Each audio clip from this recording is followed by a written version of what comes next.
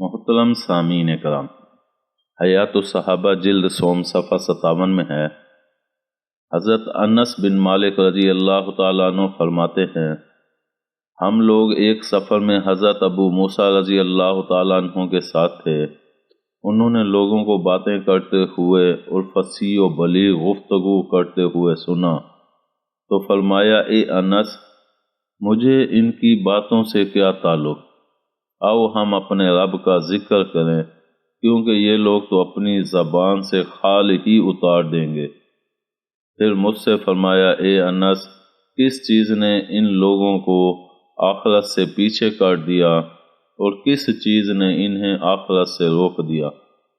میں نے عرض کیا، خواہشات نے اور شیطان نے۔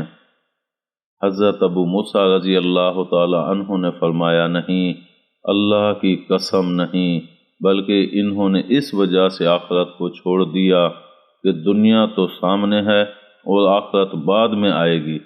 اگر یہ آنکھوں سے آخرت دیکھ لیتے تو اس سے نہ ہٹتے اور شک نہ کرتے۔